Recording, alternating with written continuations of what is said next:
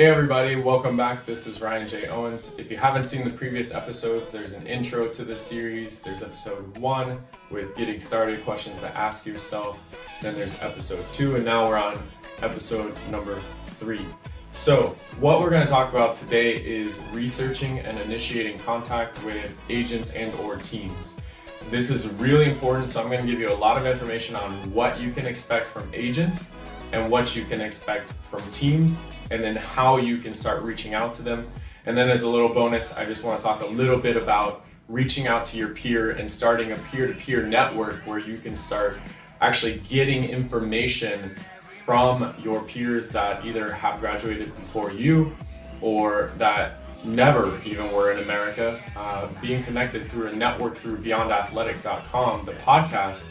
The great thing about having all these foreigners on the podcast is that they all are open to being contacted by anyone that's wants to play professionally or just up their game. So definitely take advantage of that. But to get started, what can you expect from agents? All right, so what you can expect with an agent is a few different things. You can expect that they're gonna help educate you and let you transition smoothly into pro volleyball, because coming from amateur sport to pro sports, there's a lot that's going to change for you. A lot is not going to be done anymore for you, and now you're going to have to do for yourself so much. All right, so a couple things is that agency should be educating pros about, hey, here's what you need to do to transition in terms of getting your CV ready, taking care of yourself in the off season, what you should expect when you sign with the team, how you're going to travel over to that team, what's in a contract, what things mean in the contract, what happens if a contract is broken, how you can possibly get your money back. So many different things about that. Also marketing, how it looks as a professional if, for instance, you're a partier or if your social media is just out of control and you're posting things that the public just don't need to see because the team's image is associated very closely, directly in fact, by your image on social media. Some other things, the agent should be helping you with marketing. They should be doing that two teams for you. It's not so much that the agents are gonna handle putting your name out into the world as much as just directly getting it to the teams. That's their number one priority, is making sure teams and coaches know who you are. Another thing, negotiating. They're going to negotiate the contracts for you. So once there's a deal, whether it's come through whatever angle the team approached you and you had to tell your agent, or a coach told you about it, or a player told you about it, or the agent found it directly because the team came to them, or the agent went to them, they're going to negotiate that contract on your behalf, and you should have some part in that. You should know what's going on in some way, shape, or form. So make sure you ask a lot of questions. If you don't understand what certain clauses are for in the contract, make sure you ask. Another thing, negotiating. They're going to negotiate the contracts for you. So once there's a deal, whether it's come through whatever angle the team approached you and you had to tell your agent, or a coach told you about it, or a player told you about it, or the agent found it directly because the team came to them, or the agent went to them, they're going to negotiate that contract on your behalf, and you should have some part in that. You should know what's going on in some way, shape, or form. So make sure you ask a lot of questions. If you don't understand what certain clauses are for in the contract, make sure you ask. Another thing the agent's going to do for you is protect you while you're under contract. So what that means is that your security is everything while you're abroad. You want somebody that's going to make sure you get over there safely. And then while you're over there, you want to make sure that someone takes care of the things like, if for instance you don't have a refrigerator, you don't have a bed, or you don't have sheets, or you don't have things to cook with, or you don't have your car broke down. Little things like this, very important things, or your payments aren't coming on time. All these things that are in the contract, the agent should be speaking directly to the team about and not the player, and you should know that. If you don't, now you do, so that's a good thing. Now, another thing they're going to do is they're going to protect you in case of termination. So what happens is you have to renegotiate when you terminate most times. And that includes coming up with whether or not you're going to owe the team money or they're going to owe you, how that's going to be paid, etc., etc. Now, What they most likely won't do, and this is why I want to talk about this, is because this is very important that you understand you have to keep yourself fit. You have to be healthy. You have to keep yourself informed. You have to find the places to play indoor volleyball and or beach. Beach is a great substitute. If you can't play indoor, find beach courts somewhere, whether it's sand that's indoor or whatever.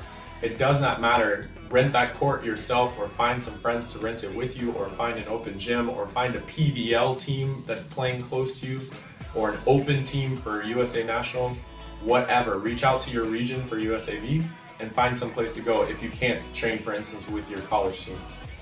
Now, some other things they don't do. They don't manage your social media. I'm gonna go down the list. They don't know every time that you make the news, so it's important that you let them know. They're not gonna find things for you to do during your free time.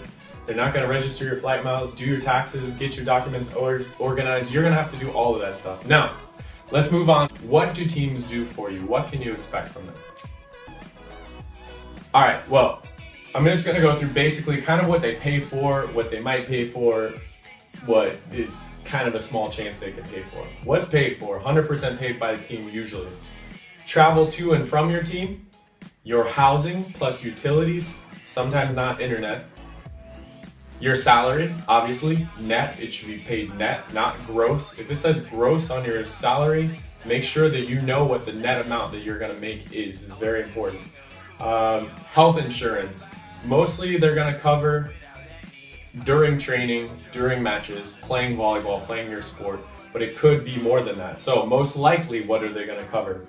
Internet in your home, I suggest, this is a little pro tip, ask for a MiFi router. A MiFi router is a mobile internet router that you can take with you around the country, and now you have high-speed internet due to LEG or LTE and 4G now, so remember that. One meal a day is usually included. When you travel, they're definitely paying for meals. A car or a bicycle. In small towns, you might get a bicycle. Full health insurance, so really they just cover everything, especially in Scandinavia. Bonuses for teams' finishes and wins. What's slightly possible, train tickets, discount cards for trains, deals through local sponsors, whether it's hair salon or this or that. Dental insurance, language school or tutor. Education with the university is possible, especially if it's a school team that is /pro team.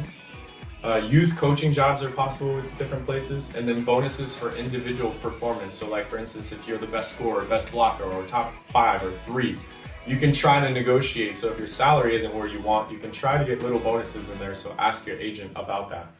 Now, how do you contact teams or agents? Let's start with how you want to contact an agent is you just want a cookie cutter email. I'm going to put that in an example. You can check it out.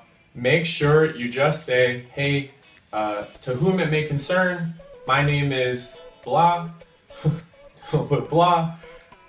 And then you want to say something good about yourself, like I was the all-star or MVP or all-American or NCAA participant from 2016. I'm this tall, I jump this high, I'm this good at this skill, whether it's attacking, blocking, serving, defense, name your best skill. You can see more in my videos at this link. Get your CV. Remember, you can click on Pro Example CV from elitevolley.com and you can get one of those that you can put in your full name for and just fill it out, okay? And make sure that you can actually go to bit.ly.com, so bit.ly. You can put in that long link when you make your document public, your CV.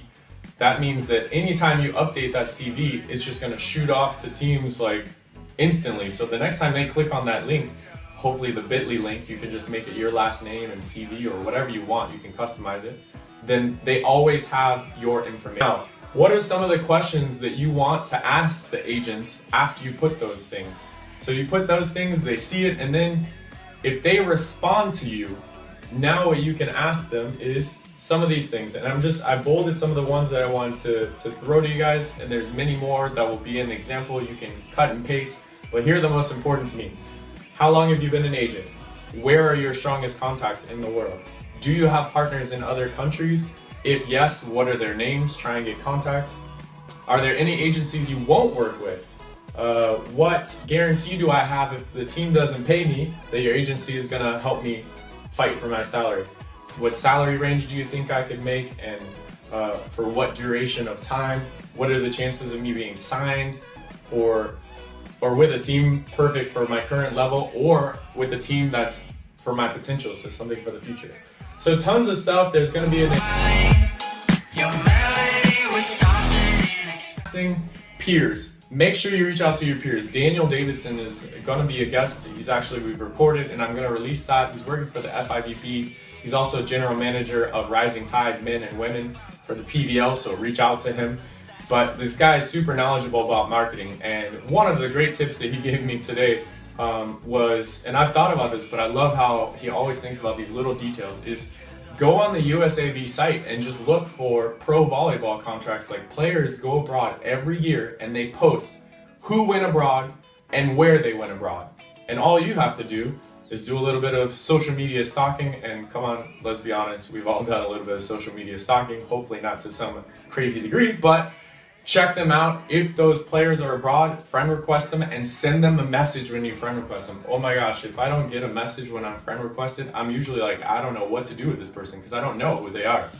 And it's very tedious to be Googling like 20 people a day if it's like high season for getting requests. So make sure you do that, because athletes are going to be getting a lot of requests from other players. And make sure you share this episode if you liked it, if you learned something, tag your friends in it. And then, as always, subscribe to this and make sure that you wait for the uploads that are coming up. The next ones are going to be dealing with how to build your team, which means building your inner circle, getting a strength coach, nutritionist, mental training, whatever you need for while you're abroad, and then obviously learning how to network. There's going to be some other things coming up, like traveling and living like a pro. I also want to do one episode about contracts specifically. So I know this one was a little bit longer than normal, but I hope it really helps you, and thank you so much for watching.